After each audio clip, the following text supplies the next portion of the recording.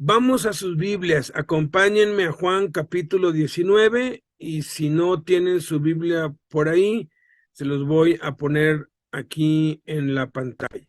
Juan capítulo 19, vamos a leer del versículo 28 al versículo 30. Dice aquí, después de esto, sabiendo Jesús que ya todo estaba consumado, dijo, para que la escritura se cumpliese, tengo sed. Y estaba allí una vasija llena de vinagre. Entonces ellos empaparon en vinagre una esponja y poniéndola en un hisopo, se la acercaron a la boca. Cuando Jesús hubo tomado el vinagre, dijo, consumado es. Y habiendo inclinado la cabeza, entregó el espíritu.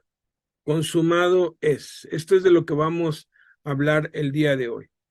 Es interesante aquí que Jesús supo, él ya había estado 3 horas, 3 largas horas de sufrimiento en la cruz y ya había experimentado el infierno de el abandono de Dios, de que Dios mismo le dio la espalda cuando él estaba cargando y cuando él estaba pagando los pecados de todos nosotros.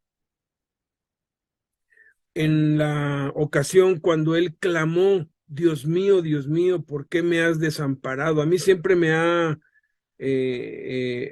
asombrado mucho esa expresión porque Jesús no se quejó cuando se burlaron de él, no se quejó cuando lo abofetearon, no se quejó cuando lo apuñetearon, no se quejó cuando lo escupieron, no se quejó cuando lo latigaron y con esos látigos que le arrancaban pedazos de carne, no se quejó cuando lo patearon, no se quejó cuando lo humillaron y le pusieron esa corona de espinas, no se quejó por ninguna de las 7 heridas. Él sufrió 7 heridas en su cuerpo, todas las heridas que el ser humano puede sufrir, y hay 7 especialidades médicas para cada una de esas 7 heridas el día de hoy.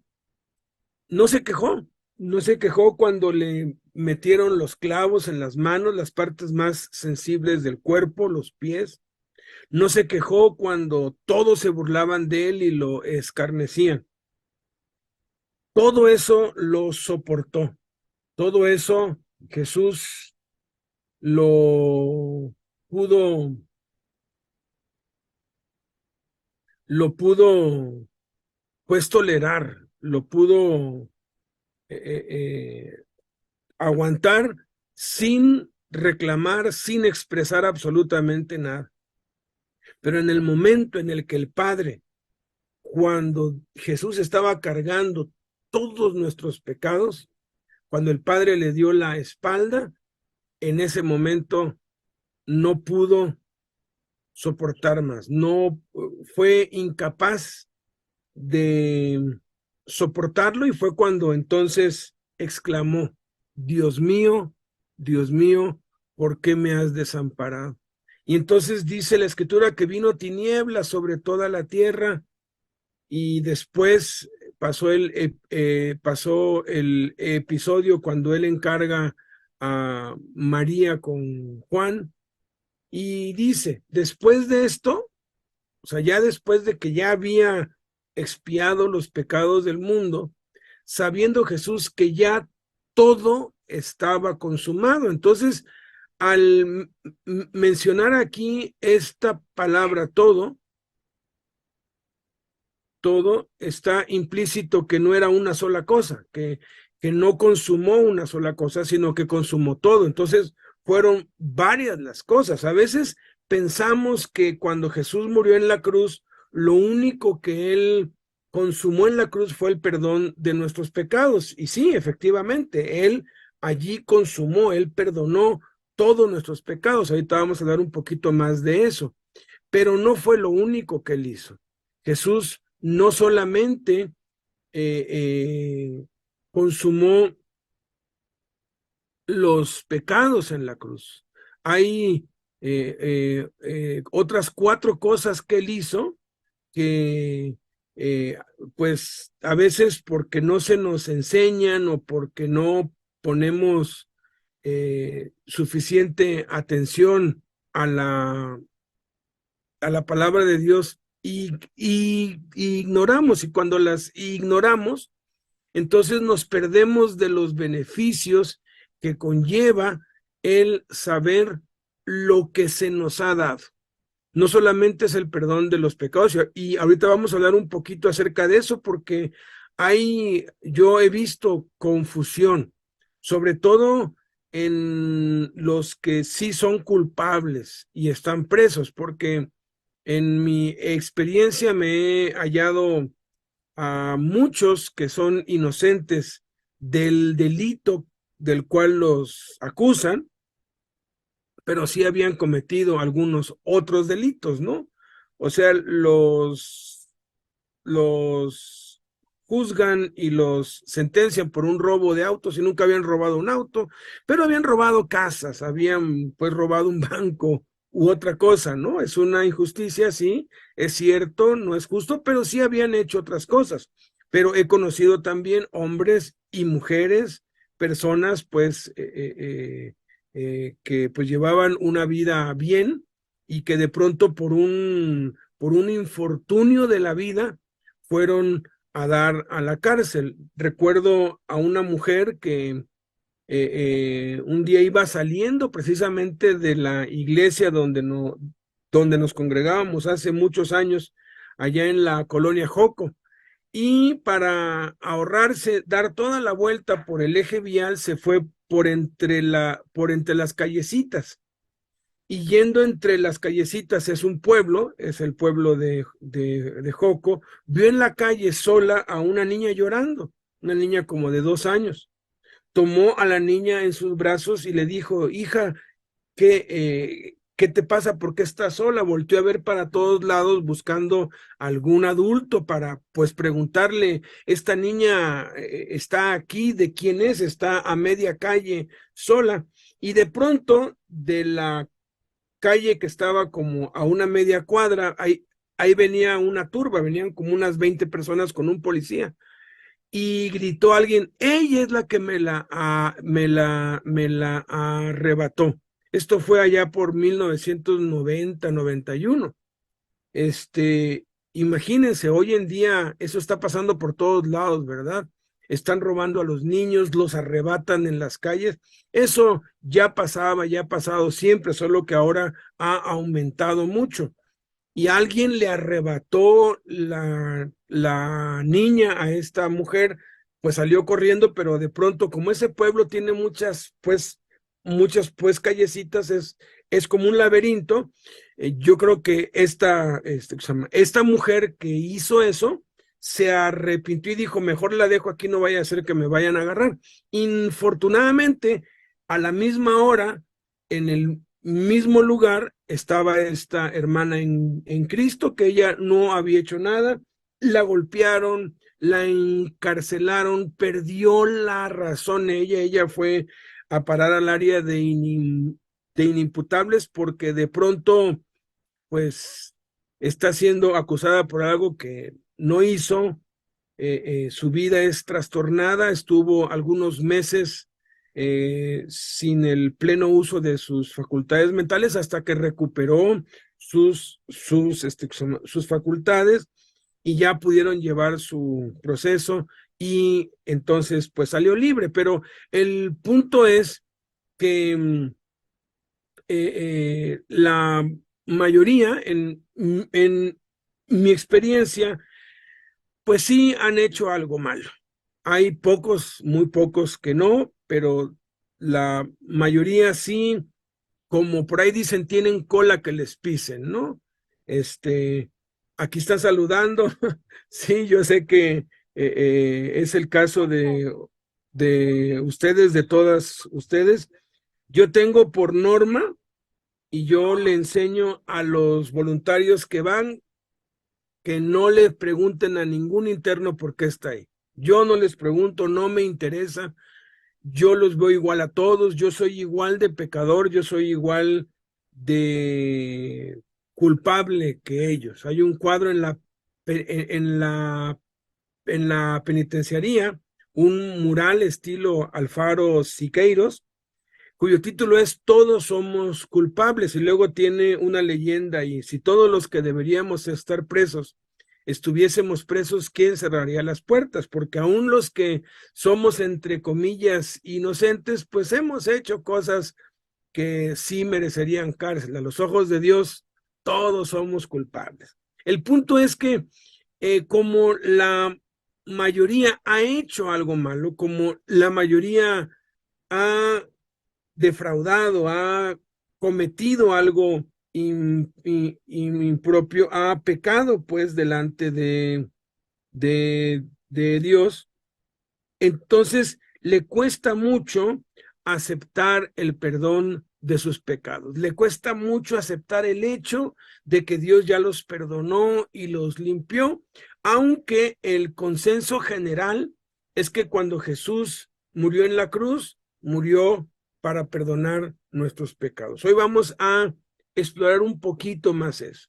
Y vamos a añadir 4 cosas más. Hay 4 cosas más que Jesús nos trajo cuando Él murió en la cruz. Y esas están en Apocalipsis capítulo 1. Por favor, si tienen ahí su Biblia, vayan a Apocalipsis capítulo 1 al versículo 4. Vamos a leer del versículo 4 al versículo 8.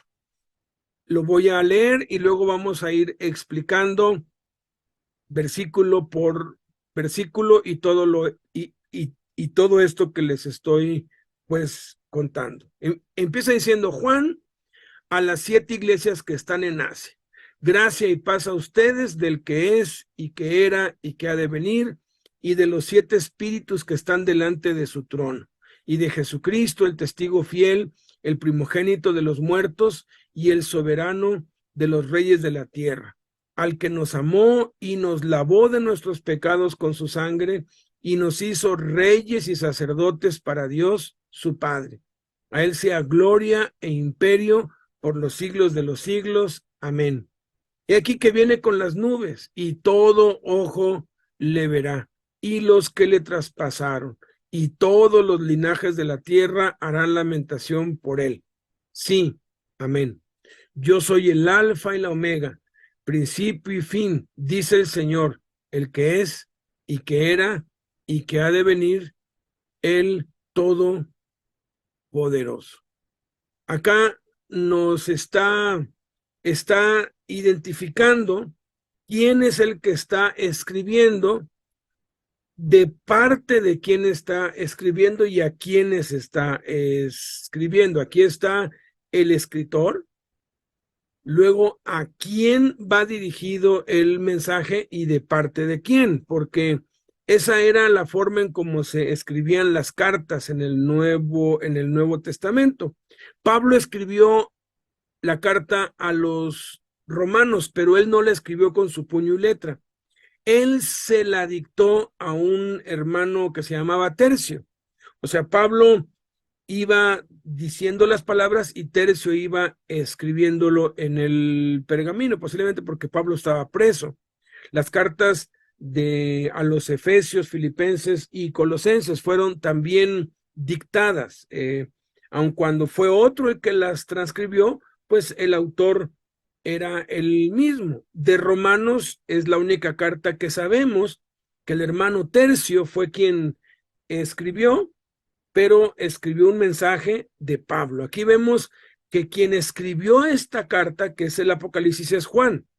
Y Juan la escribió de parte de alguien. Ahorita vamos a descubrir en la escritura, pero vamos en el orden como está aquí. Dice Juan establece quién es el que escribe.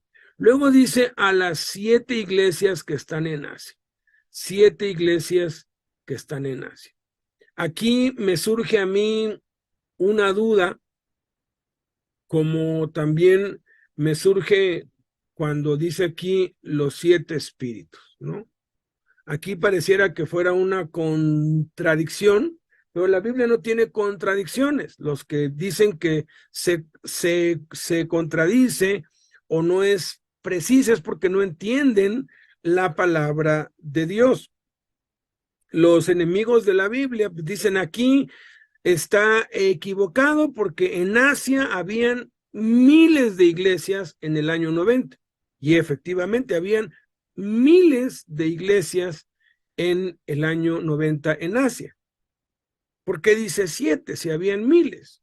Aun cuando las distribuye por zona geográfica o por ciudad, en Éfeso habían miles, en Corinto nada más había cerca de 25,000 iglesias en casas, nada más en Corinto. Entonces, ¿por qué dice 7 iglesias? Bueno, porque no entienden, los que atacan la Biblia no entienden que la Biblia nos habla a través de símbolos también, y esos símbolos se interpretan con la misma Biblia. La Biblia es su propio intérprete. La Biblia se interpreta a sí misma. No necesitamos especular, no necesitamos recurrir a fuentes externas para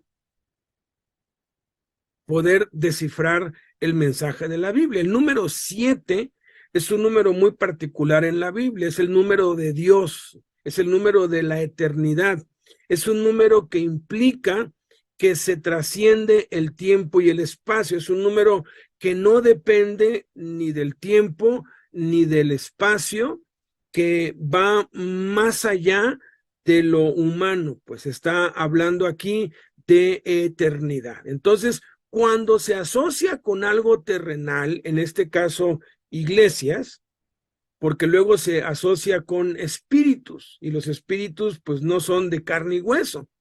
¿Y por qué 7 espíritus? Si hay un solo espíritu, eso lo vamos a explicar ahorita en un rato. Empecemos con las 7 iglesias. 7 iglesias, de acuerdo al significado del simbolismo del número 7, conforme a la interpretación de la propia Biblia, significa todas las iglesias en cualquier lugar, en cualquier tiempo. O sea, 7, el número 7 trasciende, va más allá del espacio y del tiempo. Entonces, no importa el lugar y no importa el tiempo. Entonces, lo que literalmente significa 7 iglesias, significa todas las iglesias en cualquier lugar, en cualquier tiempo. Y eso significa que el mensaje que vamos a recibir ahora mismo es para ti y para mí, porque iglesias no son edificios. En esos tiempos no existían los edificios llamados iglesia, no existían.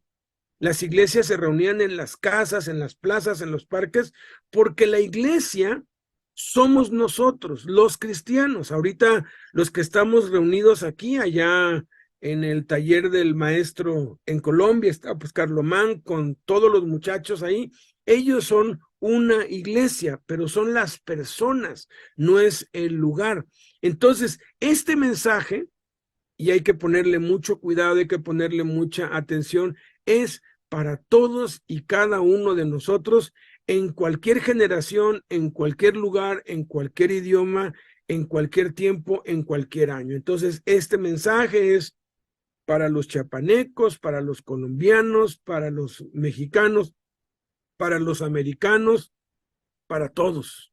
No hay nadie que sea un creyente en Jesús que esté incluido. Es un mensaje para creyentes y para no creyentes, para que ellos también sepan que también están incluidos si ellos aceptan, si ellos reciben.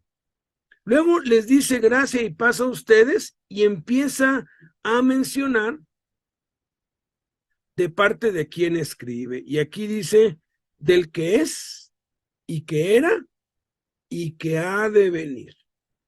El primer autor o el primero de quien está escribiendo o de parte de quien está escribiendo Juan es del Padre.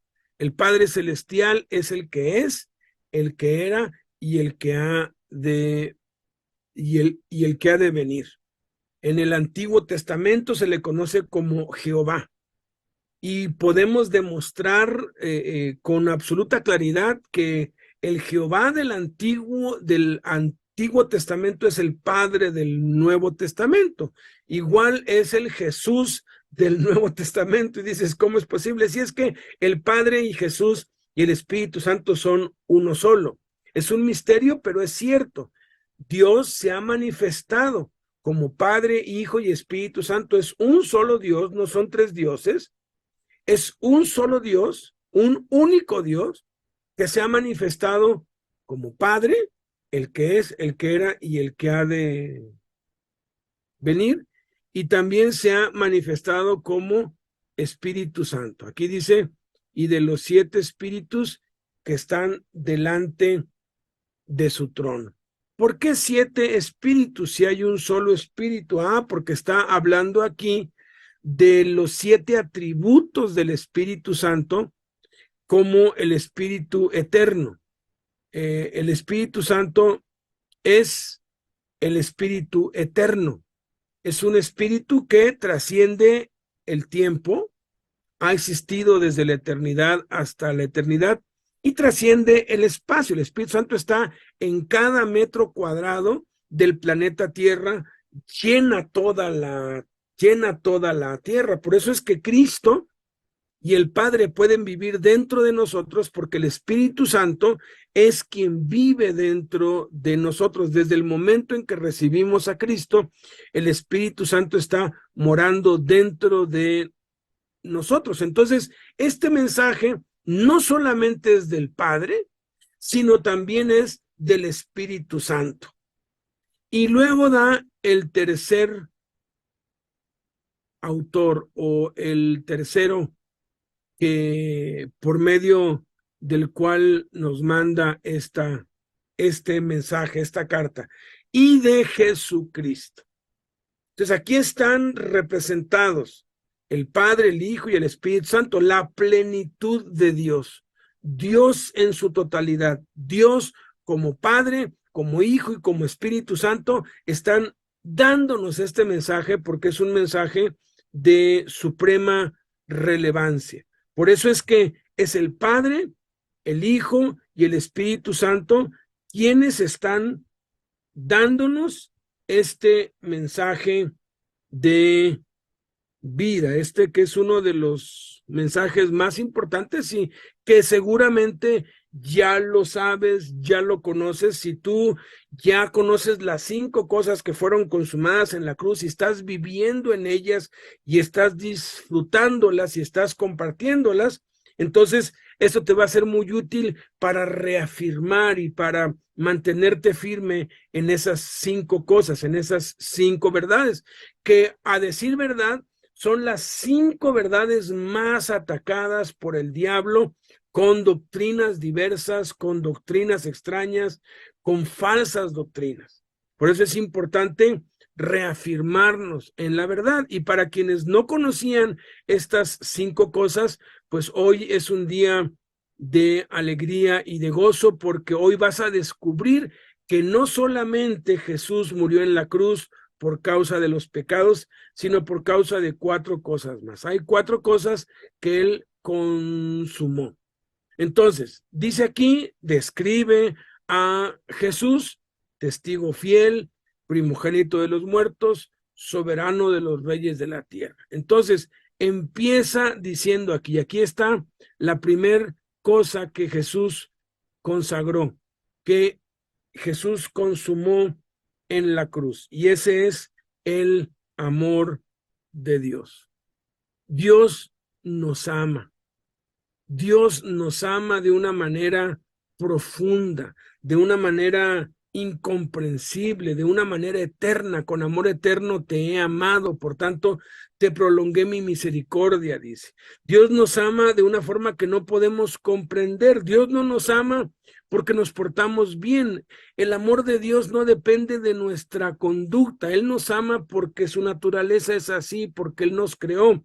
Siendo aún nosotros pecadores, estando muertos en nuestros delitos y pecados, Cristo murió por nuestros pecados. Aún estando nosotros en pecado, estando muertos en delitos y pecados, por su gran amor con que nos amó, dio a su Hijo en la cruz. De tal manera amó Dios al mundo, que ha dado a su Hijo unigénito, para que todo aquel, para que tú y yo que creemos en Él, no nos perdamos, sino que tengamos vida eterna. El amor de Dios es inmenso. Pablo le decía a los efesios, yo oro, dice, yo le pido a Dios que nos haga entender, dice, yo oro, yo doblo mis rodillas delante del Dios y Padre, de quien toma nombre todos en la tierra, para que nos dé la capacidad de poder comprender.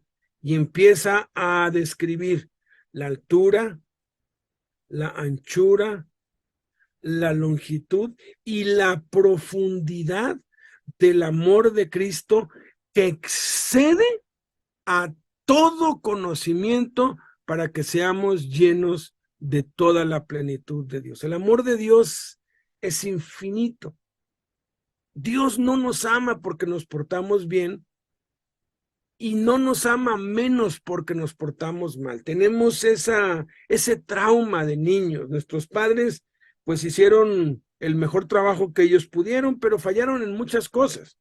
A la mayoría se nos dijo, si te portas mal ya no te voy a amar, ¿no? Entonces uno crece con ese miedo de que si uno se porta mal, pues ya no va a ser amado, y eso es lo que pensamos con Dios. La mayoría tiene ese falso concepto que Satanás les ha puesto, de que Dios es como un policía, que nada más está esperando el más mínimo error, que nada más está esperando el más mínimo descuido de parte tuya para darte con un garrote, ¿no? Ahora sí que nada más está allí atento a ver qué error haces, qué error pues cometes, para darte con el tubo, ¿no? Para castigarte. Muchos tienen miedo al castigo de Dios, pero, ¿saben? Dios ya no nos castiga, porque ya castigó el pecado en la cruz. Así como un delito juzgado ya no se puede juzgar a ti, ya te sentenciaron, ¿no? A robo, pues calificado, ¿no? Y ya estuviste 5 años en la cárcel y ya saliste. Ya no te pueden castigar por ese mismo delito, porque ya es un delito juzgado. En la cruz,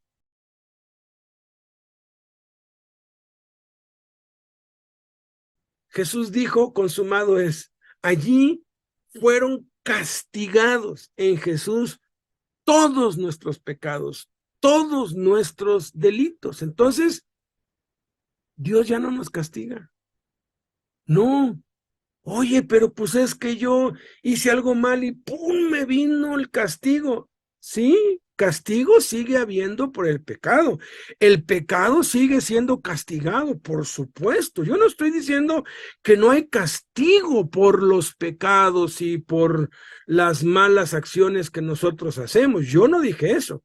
Yo estoy asegurándote, por lo que dice la Escritura, que Dios ya no nos castiga. El pecado sigue teniendo castigo, pero el castigo viene del propio pecado. Dice la Escritura que el pecado lleva en sí castigo. Es como el chile, es como el veneno. Si tú, por error o porque ya no quieres vivir, vas y te echas una botella con veneno, el químico que inventó ese veneno no te está matando. El farmacéutico que pues vendió eso y bajo ciertas restricciones, porque no le venden veneno a cualquiera, tampoco es el que te está matando, es el veneno en sí, la sustancia que tú estás ingiriendo, lo que trae allí el pago, el castigo. Entonces es el pecado en sí. Tú robas y recibes un castigo por eso, sí, pero no es Dios el que te está castigando. Es más, Dios nos levanta de nuestros quebrantos y de nuestros tropiezos cuando nos caemos porque nos ama. Tanto nos ama. Y cuando entendemos esto, ¿sabes qué? Podemos nosotros amar más a Dios porque Él no nos ama más cuando nos portamos bien, ni nos ama menos cuando nos portamos mal. No hay absolutamente nada que podamos hacer para que Dios nos deje de amar. Absolutamente nada. Por eso Pablo decía, estoy seguro de que ni la vida, ni la muerte, ni ángeles, ni principados, ni potestades, ni lo presente, ni lo porvenir, ni ninguna otra cosa creada nos podrá separar del amor de Dios que es en Cristo Jesús. Grábatelo muy bien. Cuando Cristo murió en la cruz, consumó el amor de Dios y no hay absolutamente nada que tú puedas hacer, ni el diablo, ni nadie pueda hacer para que Dios te deje de amar. Porque el amor de Dios es eterno. Déjate amar por Dios. El problema es que a veces no nos dejamos amar por Dios. Esa es la primera cosa que Jesús consumó en la cruz. La segunda cosa que Jesús consumó en la cruz es que nos lavó de nuestros pecados con su sangre. Este sí se entiende un poco más o se tiene por entendido que pues cuando pues Jesús murió en la cruz, murió por esto, pero el diablo ha desvirtuado esta enseñanza mucho y pues nos han dicho que hay pecados capitales y que hay pecados imperdonables, pero sabes, la Escritura enseña claramente que no hay ningún pecado imperdonable. El pecado que Jesús dijo que era imperdonable, la blasfemia contra el Espíritu Santo, solamente la pueden cometer los judíos. Entonces eso ya descalifica a casi 8,000,000,000 de personas en el mundo vivas hoy, porque solamente hay 15 millones de judíos en el mundo. Entonces, solamente alguien que sea de sangre y de raza judía puede cometer ese pecado. Entonces, tú y yo estamos exentos. No hay pecado que podamos hacer que Jesús no nos perdone. No dice nos lavó de los pecados suaves, no dice nos lavó de nuestros pecados. No importa el pecado que hayamos cometido, no importa lo que consideremos muy atroz. A veces consideramos muy atroz la violación, el homosexualismo, el asesinato, el secuestro, matar a un niño, eso lo consideramos lo peor que hay. Pues bueno, habían naciones que hacían eso, Sodoma, Gomorra, Tiro y Sidón. Y Jesús dijo que en el día del juicio, los cobardes, los que rechazan el evangelio, van a ser castigados más severamente que esas naciones en las que imperaba el secuestro, la violación, la sodomía, matar a los niños, abusar de los niños, matar violentamente. Los asesinatos eran el pan de cada día, la venta de esclavos es más, ellos, su economía dependía de la venta de personas, ellos vendían esclavos, traficaban con seres humanos, pecados gravísimos. Pero Jesús dice, hay un pecado más grave que eso. Y ese pecado más grave es el de no creer en mí, no creer en el evangelio, rechazar el evangelio de Cristo. Entonces, no importa qué pecados hayas hecho, pues nos han ahora sí que procesado por un pecado que se le ha tipificado como delito, pero la verdad es que hemos hecho muchas otras cosas más. Tanto el delito que traes como todos aquellos que no te han procesado, Dios los ha perdonado a través de Cristo en la cruz. Nos lavó, no dice nos lavará, es algo que ya hizo en el pasado. Y si es algo que ya hizo en el pasado, significa que, escuchen esta frase que voy a decir, y no me lo tomen a mal, porque se los voy a explicar. Significa que todos nuestros pecados, pasados, presentes y futuros, ya fueron perdonados por Jesús en la cruz. Todos. Me han dicho, ¿cómo es posible? Los pecados que voy a cometer mañana o dentro de un mes, ya me los perdonó Jesús. Le digo, sí, hace 2000 años, Jesús, al morir en la cruz, perdonó todos nuestros pecados y ni siquiera habíamos nacido. Ni siquiera habíamos cometido los pecados, pero Dios, que lo sabe todo y que conoce el futuro y que ya sabía que lo íbamos a hacer, a pesar de eso, nos perdonó. Entonces eso incluye toda nuestra vida. Aquí hay dos mentalidades. Algunos dicen, ay, qué padre, entonces pues ya que estoy perdonado, pues entonces me voy a ir a la fiesta porque ya me perdonó Dios. Y yo aquí nada más veo dos opciones. O esa persona que piensa así, y si tú estás pensando así, cuidado, lo más seguro es que no eres salvo, porque aquel que es salvo, lo que más anhela es la santidad, es ya no pecar. Si tú quieres tomar esto como una excusa para pecar, lo más seguro es que no eres salvo o no has entendido la gracia de Dios. La segunda cosa, lo segundo que yo veo aquí respecto a esto es que esta seguridad que tenemos del perdón de todos nuestros pecados pasados, presentes y futuros es un seguro que nos ayuda a mantenernos firmes. Está demostrado que 8 de cada 10 autos que tienen un accidente vial no tienen seguro. Quien se sube a un auto y sabe que no está asegurado tiene 80% más de probabilidades de chocar que aquel que se sube a un auto que sabe que está asegurado porque maneja sin miedo de chocar.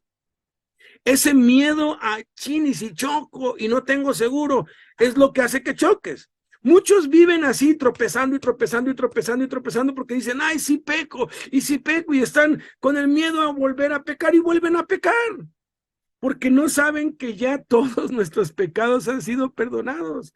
Y cuando uno entiende esto es una felicidad porque uno puede ser más santo y uno puede caminar con más libertad y en mayor santidad con Dios cuando sabe que ha sido perdonado completamente y que si tropieza hay perdón en Cristo. Por otro lado, alguien que diga, no, pues entonces voy a irme a la fiesta porque pues ya mis pecados están perdonados, ten mucho cuidado.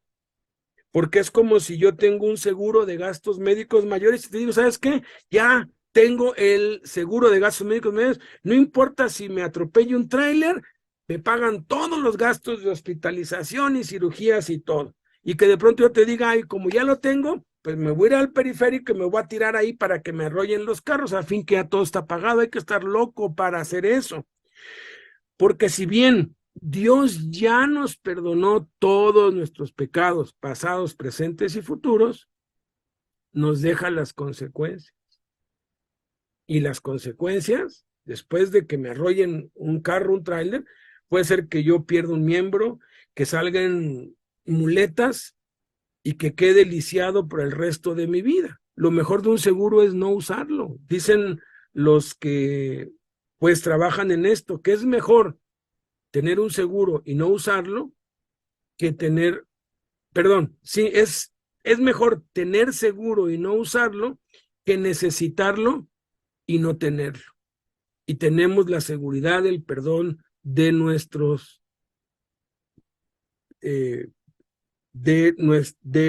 pecados.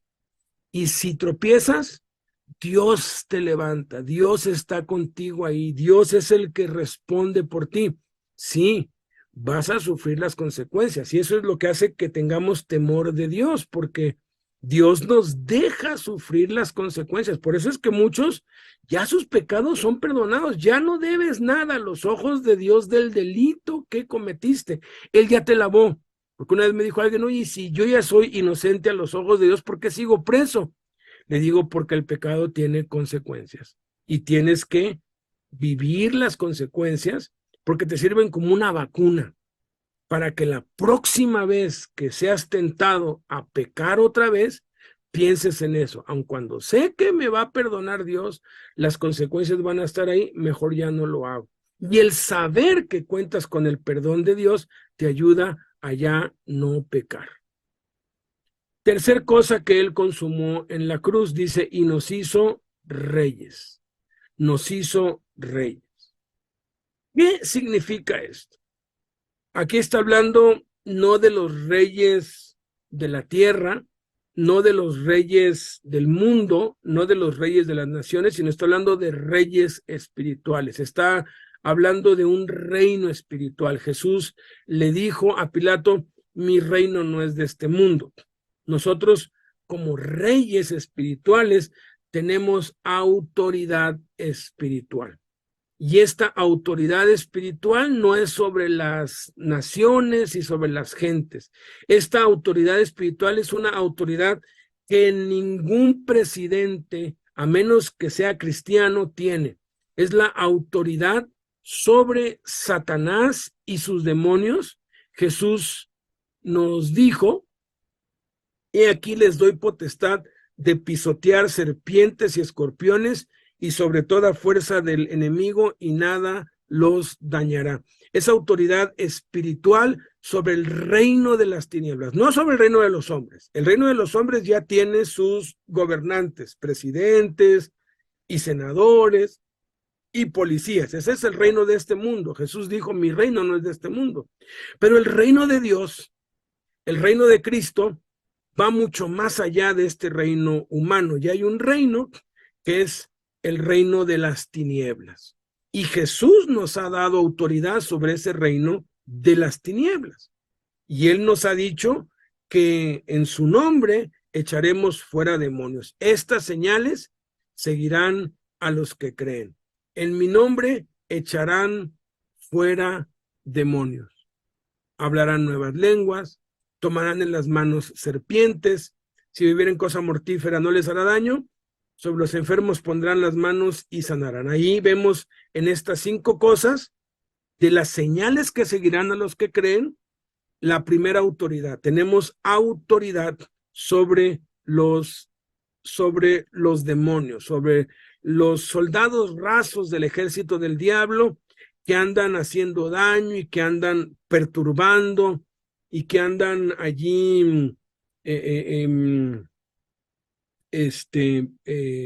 pues molestando y andan atormentando y andan oprimiendo a cristianos y a no cristianos, porque muchos cristianos son oprimidos por el diablo. Por eso es que Jesús anduvo haciendo bienes y sanando a todos los oprimidos por el diablo. El diablo oprime a la gente por medio de los demonios. Pero luego dice, hablarán nuevas lenguas. Está hablando de los dones espirituales. Un rey tiene acceso a todas las armas, tiene acceso al armamento de mayor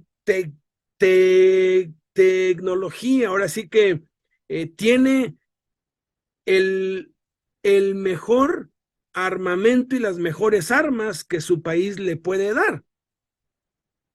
México no tiene bombas atómicas, entonces el presidente de México no tiene acceso a las bombas atómicas, pero Estados Unidos sí. Y el presidente de Estados Unidos, por ser el presidente y por ser el supremo comandante de las Fuerzas Armadas, tiene acceso a las bombas atómicas y a los misiles, porque es su prerrogativa como rey, es su derecho como rey. Tú y yo tenemos acceso a todo el poder de Dios, dones espirituales, palabra de sabiduría, palabra de ciencia, fe, milagros, lenguas, interpretación de lenguas, dones espirituales. Eso está hablando, dice, estas señales seguirán a los que creen. Aquí están las 5 autoridades que nosotros tenemos. Primero, autoridad sobre los demonios. Segundo, autoridad sobre los dones espirituales, sobre las armas de nuestra milicia que no son carnales, tenemos acceso a ellas. Luego, tercera dice, tomarán en las manos serpientes. Está hablando de los principados y potestades. No son lo mismo los demonios que los principados y las potestades. Los principados y las potestades son lo que pues gobiernan cierta conducta masiva de la gente, algo que imperaba dentro de las cárceles en la Ciudad de México, por lo menos, eran los altares a la muerte. Parecía que en la, entre comillas, Santa Muerte era la patrona o la señora de los presos, ¿no? Estaba venerada por todos lados. Y nos hemos puesto a orar, y después de décadas de estar orando y de estar estableciendo la iglesia dentro de las cárceles, poco a poco se ha ido limpiando, y hay cárceles donde las mismas autoridades han derribado todos los altares y están limpias. Hay cárceles que están totalmente limpias de cualquier altar a la muerte o al diablo o a Judas o al que fue, al que sea. ¿Por qué? Porque el evangelio tiene poder. La cuarta cosa que ahí dice, echarán fuera demonios, hablarán nuevas lenguas, sobre lo tomarán en las manos serpientes. La cuarta es, si bebieren cosa mortífera no les hará daño. Tenemos autoridad sobre los atentados, sobre las amenazas, sobre los intentos por matarnos. ¿Por qué? Porque durante la historia del cristianismo hay muchos testimonios de misioneros y siervos de Dios que han sido objeto de ataque y que no han prevalecido en sus ataques. Nosotros somos inmortales hasta que Dios no nos quiera llevar. Somos intocables a menos que Dios nos quiera mostrar algo. Pablo había veces que no lo podían tocar y había veces que lo apaleaban y lo dejaban casi muerto, pero aún así cuando lo mataron, porque sí lo mataron y lo arrastraron fuera de la ciudad de Listra, se levantó y volvió a entrar, porque somos invencibles e inmortales hasta que Dios no quiera. Tenemos autoridad sobre eso. Y la quinta cosa sobre la que tenemos autoridad es sobre las enfermedades. Dice, pondrán las manos sobre los enfermos y estos sanarán. Tú y yo tenemos autoridad para sanar enfermos porque somos reyes. Tenemos autoridad espiritual. Tenemos la autoridad dada por Dios. La cuarta cosa que Jesús consumó en la cruz está aquí en esta palabra. Dice, y nos hizo reyes y sacerdotes. ¿Qué significa sacerdotes o a qué se refiere cuando dice que nos hizo? No dice que nos hará, dice aquí nos hizo. Está hablando del pasado. Nos hizo. Es algo consumado, es algo hecho. Reyes y sacerdotes. Ser reyes implica autoridad espiritual. Tú y yo tenemos autoridad espiritual. No necesitas ir con un líder, no necesitas ir con alguien que tenga un título. Tú y yo tenemos la autoridad espiritual. Claro, tenemos que aprender a usarla. Si no sabemos cómo echar fuera un demonio, pues escudriñemos la escritura, cómo le hacía Jesús para echar fuera demonios, y entonces hagámoslo o pidamos a alguien que ya lo ha hecho que nos enseñe cómo, y entonces lo podemos hacer. No necesitamos permiso de nadie, tenemos la autoridad espiritual para hacerlo. Respecto al sacerdocio, el sacerdocio implica el ministerio, servir a Dios. Muchos enseñan que para poder servir a Dios, pues tienes que tomar ciertos cursos y tienes que cumplir con ciertas normas y con ciertas reglas, y entonces ya puede ser nombrado ministro y entonces ya puede servir a Dios. Les tengo una mala noticia a los que enseñan eso y una buena noticia a ti y a mí. Desde el momento en que Jesús murió en la cruz y tú lo recibiste, en ti se consumó el amor de Dios, el perdón de los pecados, la autoridad espiritual y la sangre y el sacerdocio. Tú eres un siervo, una sierva de Dios. Dítelo a ti mismo, yo soy un siervo, yo soy una sierva de Dios, para nuestras hermanas que están en el AMAT. tú eres. Oye, pero pues es que para eso se necesita mucho conocimiento. ¿Quién dice? ¿Quién dice? ¿Los hombres? Jesús no lo dice. Jesús envió a predicar a un hombre que tenía apenas unos minutos o tal vez unas cuantas horas con él. Al Gadareno lo mandó a predicar y predicó en 10 ciudades. Yo a veces cuando tengo algún contacto con algún ministro de culto de esos, pues con traje y todos acá y con sus credenciales y que estudiaron y todo, pues a manera de broma yo les digo, oye, dame un consejo porque pues tengo ahí uno que pues no sabe casi nada de la Biblia, no sabe que Jesús es el camino, no se sabe Juan 14:6, tampoco sabe que Jesús y el Padre son uno y quiere predicar, man. ¿Qué hago? No, hermano, no lo deje. ¿Cómo va a enviar a predicar a un neófito? Ese no va a poder predicar nada. Y le digo, porque hay otro pastor que lo anda haciendo, man. Y los manda, así aun cuando no sepan eso. Está mal, ¿verdad? Y me dice, no, sí, ese pastor no tiene idea, está mal. Digo, ya, voy a hablar con él. Se llama Jesús de Nazaret. Ese carpintero anda enviando hombres que no saben que él es el camino. ¿Se acuerdan?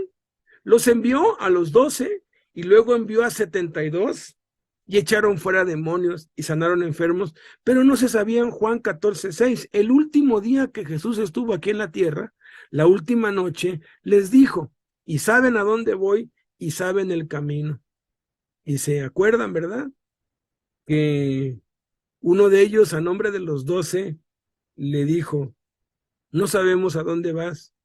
¿Cómo pues podremos saber el camino? Habló a nombre de los 11. No sabemos el camino, no sabían el camino. Felipe le dijo, muéstranos al Padre, como que habían hecho una junta entre ellos. Ok, pues sí, parece que todo lo que ha dicho, pues sí es cierto, pero pues nomás que nos muestre al Padre y ya con eso creemos. Fíjate, todavía no habían creído. Y les dice, muéstranos al Padre y nos basta. Y Jesús le dice, tanto tiempo hace que estoy con ustedes y no me has conocido, Felipe.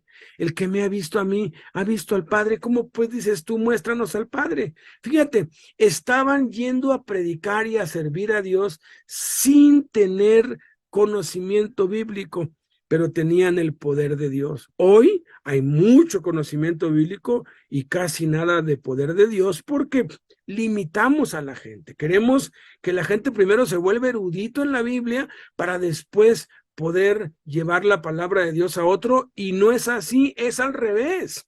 Primero los envías y a medida que van aprendiendo las cosas de Dios y las de la Biblia. Es como funciona, es como le hizo Jesús, es sobre la marcha. Entonces somos sacerdotes, somos siervos de Dios. Puede ser que seamos siervos de Dios negligentes, por eso yo nunca hago llamado. ¿Quién quiere servir a Dios? ¿Quién quiere hacer la obra de Dios? Nunca lo hago. Tal vez cuando no conocía esto hace como unos 24, 25 años, sí, pero ya desde entonces no lo hago. ¿Por qué? Porque todos, por la sangre de Cristo, somos siervos de Dios, que es sinónimo de sacerdote. Siervo de Dios, ministro, todos lo somos. Puede ser que seas un siervo de Dios ignorante, un ministro, llamémosle ministro, porque suena así como que, el ministro de Dios, no suena muy rimbombante, aunque esa palabra ministro era usada para nombrar a los que estaban por debajo de los esclavos. En los barcos habían muchos esclavos que lavaban, que servían y todo, pero había un tipo de esclavos que iban hasta abajo con los remos, porque los barcos se trasladaban a través de los remos, y a esos le llamaban ministros. Pero bueno, hoy en día el ministro es el ministro Pérez, y se siente la gran cosa. Vamos a hablar ese término para que se entienda. Todos somos ministros. Tú eres ministro. Puede ser que seas un ministro ignorante y que no sepas que lo eres, pero eso no invalida que lo eres. Puede ser que seas un ministro negligente, que no has querido aprender, pero eres un ministro, eres una ministra. Por eso la importancia de congregarnos y aprender para que lo que aprendamos lo podamos llevar a la práctica, porque toda enseñanza que se recibe y no se pone en práctica se vuelve infructuosa. Somos ministros. Puede ser que seas un ministro irresponsable, porque ya aprendiste a hacer la obra de Dios, pero no la haces. Yo conozco muchos así, que ya aprendieron, es más, que sirvieron durante algún tiempo y luego dejaron de servir a Dios. Esos son ministros irresponsables, pero todos somos ministros. ¿Qué es lo que tenemos que hacer? Aprender y llevarlo a la práctica y empezar a enseñar la palabra de Dios a otros y a bautizar a otros. Bautizar, pero ¿qué no nada más los pastores pueden bautizar? Y es que hoy la palabra pastor ya se le atribuye a cualquiera que está al frente de un grupo, pero realmente es un siervo de Dios el que lo hace, y puede ser pastor, profeta, evangelista, apóstol. Ese siervo de Dios eres tú. No, pero es que no me lo ha autorizado. ¿Y quién dice que te lo debe autorizar?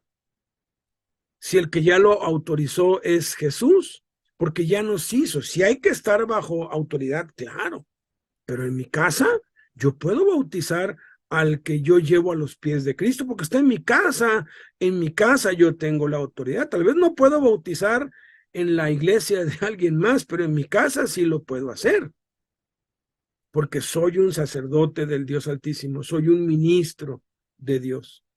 Y última cosa que Jesús consumó en la cruz.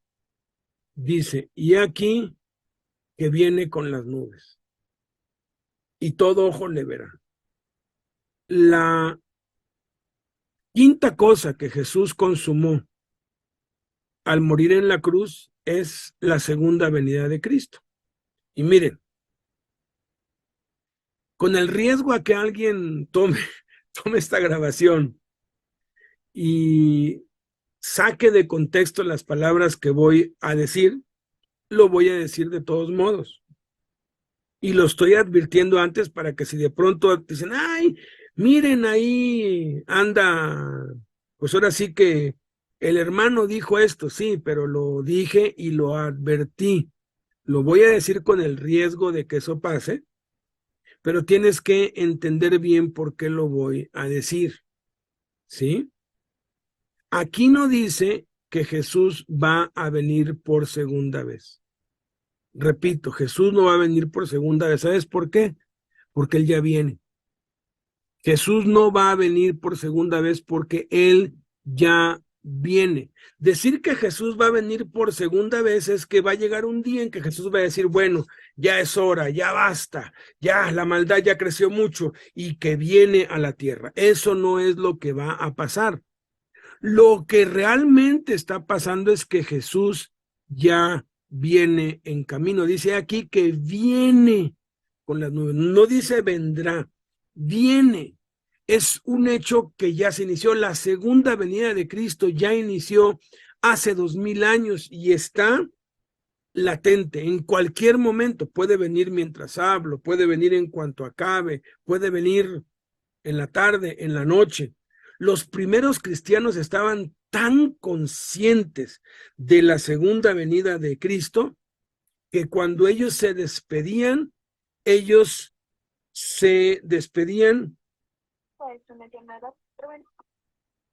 con una frase. Los primeros cristianos, repito, para los que acaban de entrar en la línea, estaban tan conscientes de que Jesús podía llegar en cualquier momento que su frase para despedirse era Maranata. Maranata quiere decir el Señor viene. El Señor viene. No el Señor vendrá. No, el Señor viene. Me encanta esa historia de ese jardinero que tenía unos jardines preciosos, bellísimos, pero de verdad se esmeraba todos los días. Y una vez un turista, porque muchos turistas iban a ver eso, le dijo, oiga, ¿y quién, esto es suyo? Dijo, no, es del dueño. El dueño me encomendó mantener su jardín lo mejor posible. Y le dijo, oiga, ¿y el dueño está aquí? No, él casi no viene. Y pues cuando viene, pues rara vez viene, pero no avisa, no. Oiga, dice, pues usted mantiene el jardín en tan perfectas condiciones como si el dueño fuera a llegar mañana. Y le dijo, no señora, no mañana, hoy.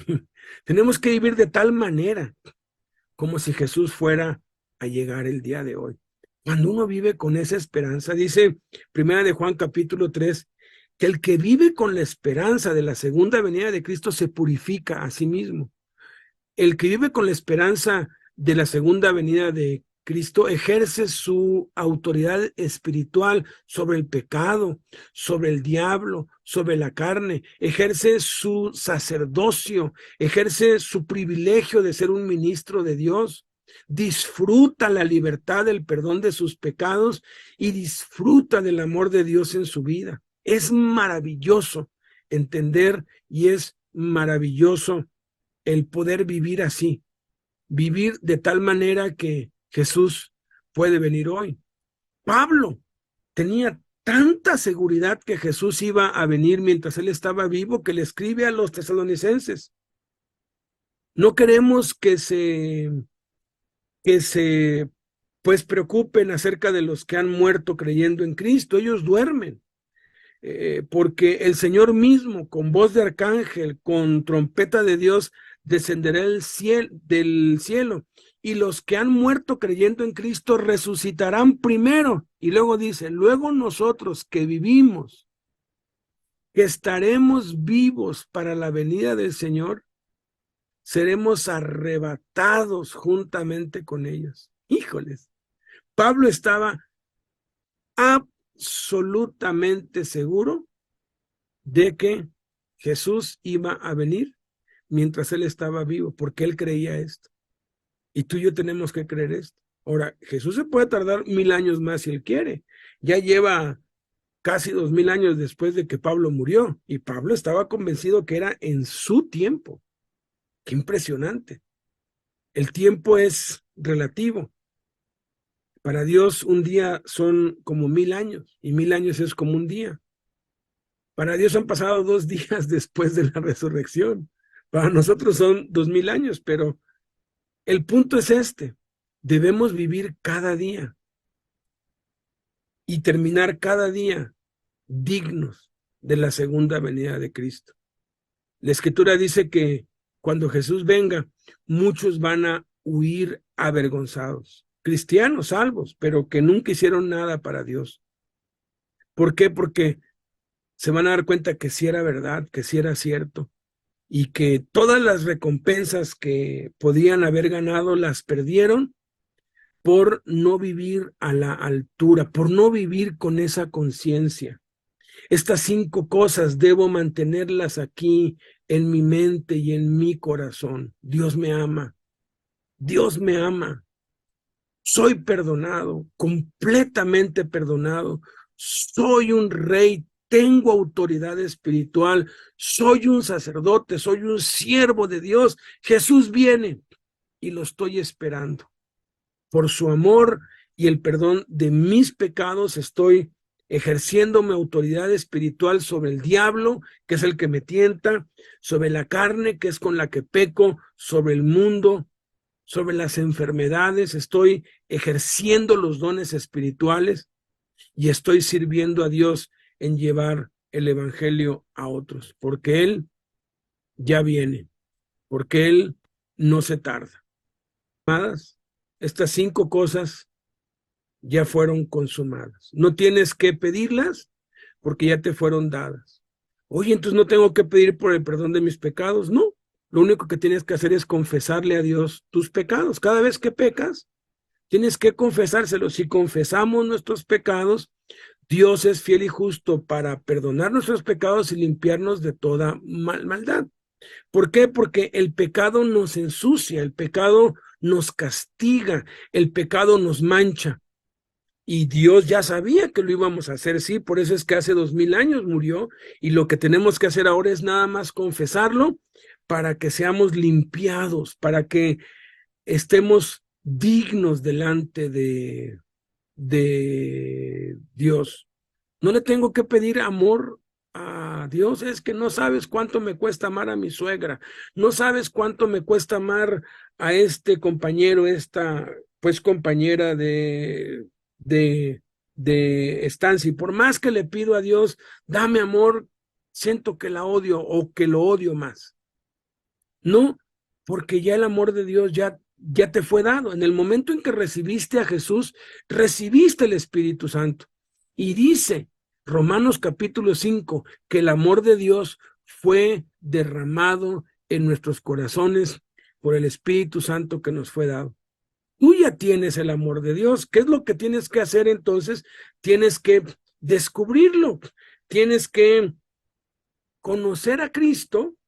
Tienes que aplicarte en la palabra de Dios, en la oración, tener una comunión diaria con Dios para ir apropiándote de lo que Dios ya te dio. Creo que está claro por qué, a pesar de que estás perdonado, perdonada, sigues en la cárcel. Mantente, persevera. Dios en la ira se acuerda de la misericordia. Aún el castigo que estamos sufriendo por nuestros pecados, por el pecado que lleva en sí castigo, aun cuando es perdonado, las consecuencias quedan. Dios tiene misericordia y lo he visto muchas veces, muchas veces.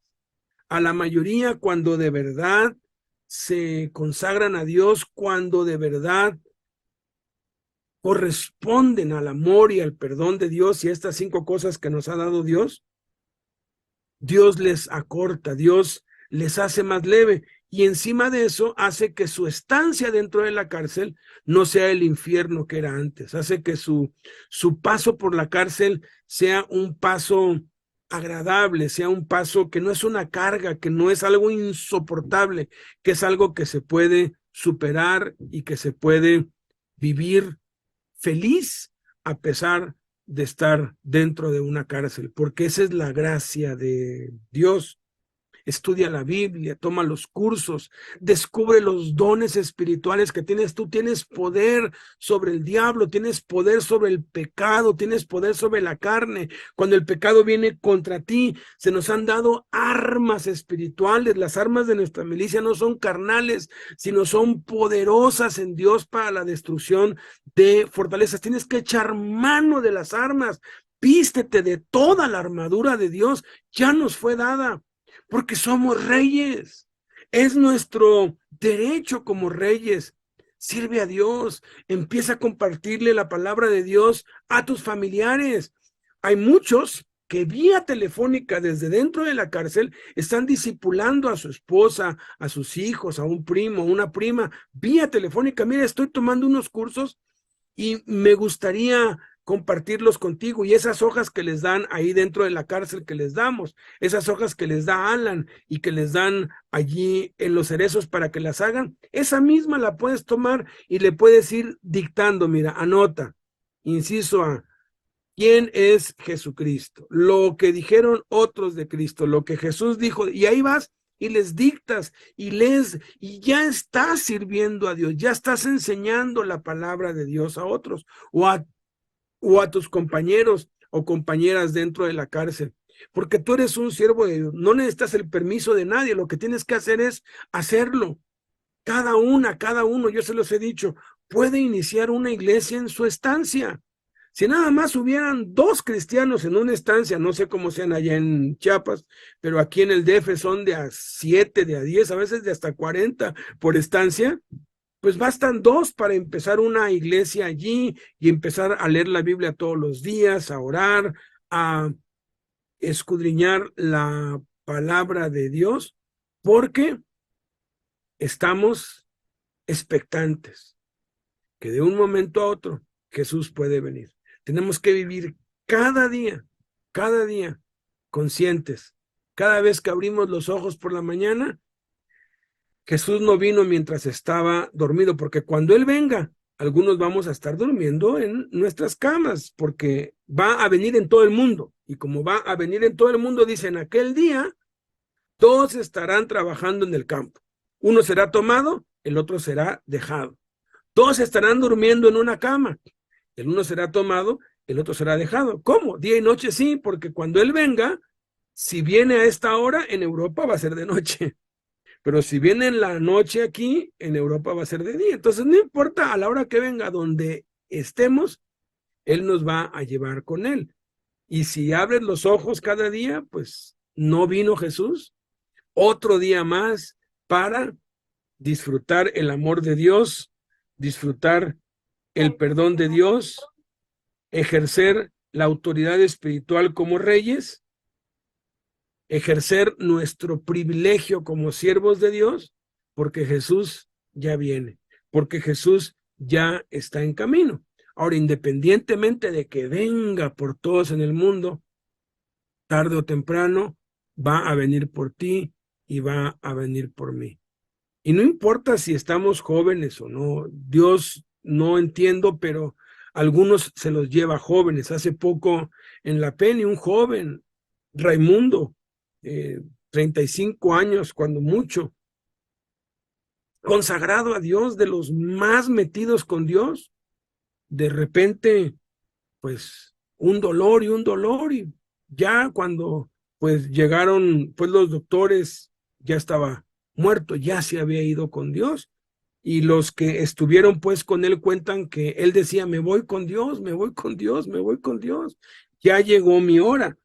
No sabemos por qué a unos se los lleva antes, por qué a otros se los lleva después, pero nadie tenemos asegurada nuestra vida. Nadie podemos decir, mañana voy a estar vivo, en la noche voy a estar vivo, porque Dios nos puede llevar cuando a Él le plazca.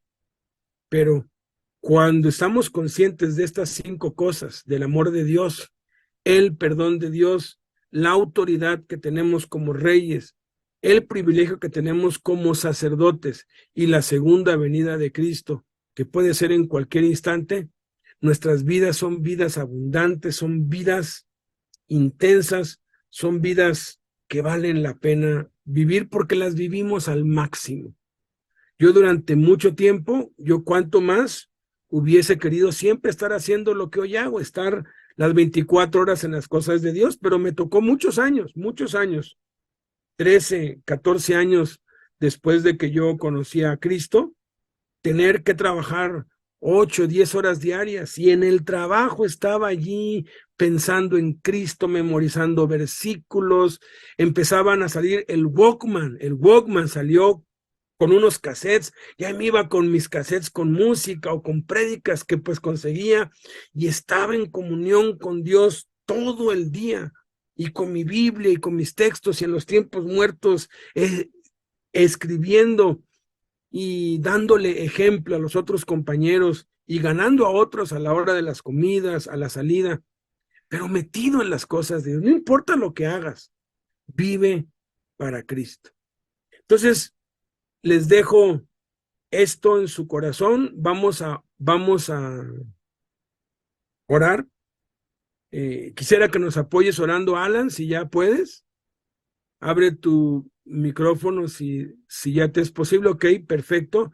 Y en lo que ores, ora por aquellos que pues todavía tienen pues problemas o dudas para recibir el amor de Dios, que no se sienten amados, porque a mí me pasó durante un tiempo, por cuando fui consciente de todas las maldades que hice, o algunos que no sienten que han sido totalmente perdonados, ¿no? Que reciban esa revelación, esa convicción del perdón total. Algunos que todavía sienten que pues, no tienen autoridad contra el diablo ni contra nadie, o que no se sienten dignos de servir a Dios, que sea Dios confirmando estas verdades en cada uno. Adelante, Miela. Padre bendito, en esta mañana, Señor, te damos las infinitas gracias porque eres bueno, porque tú, Señor, siempre estás al pendiente de nosotros, siempre te has interesado en nosotros. Tanto amor nos demostraste, Señor, que enviaste a tu Hijo Jesús a morir por nosotros en la cruz. Y no nada más eso, Señor, sino también nos has garantizado, Padre bendito, nos has entregado tu amor, tu paz, tu misericordia, tu verdad. Bendito Dios, conforme a lo que hoy hemos escuchado, Señor, por boca de tu Hijo Beto, Señor, te damos muchas gracias, bendito Espíritu Santo, porque tú sigues redarguyendo nuestros corazones de pecado, de justicia y de juicio.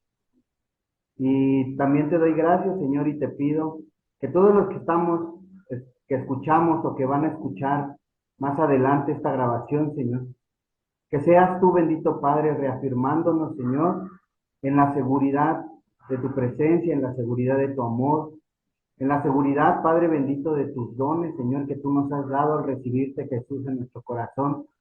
Estos dones de tu Santo Espíritu, Señor, que podamos ponerlos en práctica, que no tengamos ni una sola duda, ni una, ni nada en absoluto, en duda, Señor, que nos hace falta algo, porque tú ya nos has dado todo, Señor Jesús.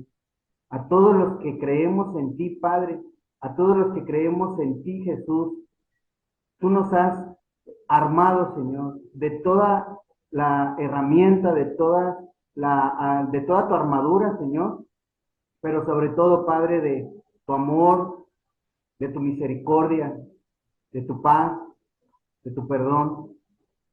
Y que a partir de este momento, Señor, con esta seguridad en ti, Jesús, podamos determinar, podamos poner en práctica, Señor, todas las cosas, los mandamientos que nos has dejado tú, Jesús. Y poder seguir predicando el Evangelio hasta que tú vengas, Padre, hasta que tú llegues, Señor, porque tú ya vienes, Padre, tú ya vienes, Jesús. Bendito Padre, que ninguna duda, nada, Señor, que haya en alguno de mis hermanos, en alguno de los que está escuchando, nada, Señor,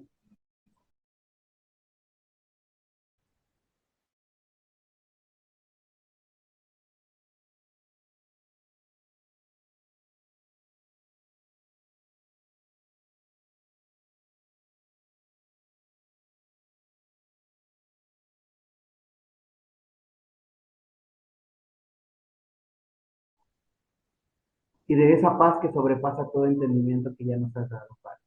Muchas gracias, en el nombre poderoso de Cristo Jesús. Amén.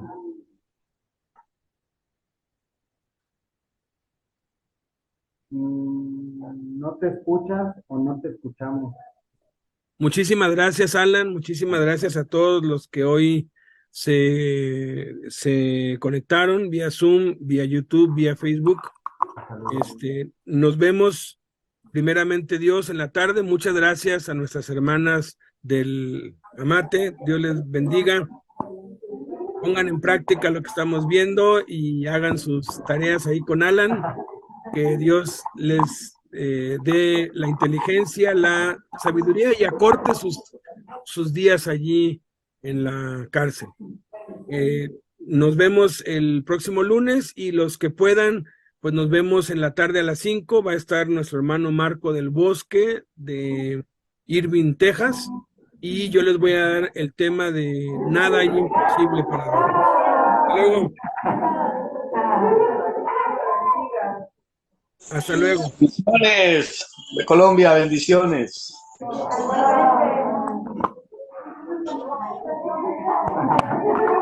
Bendiciones a todos y pues los mando para la sala de oración, si quieren orar por un rato, ahorita los mando para allá o le pueden poner ahí salir de la sala y los lleva a la sala principal. Nos vemos al rato, hasta luego.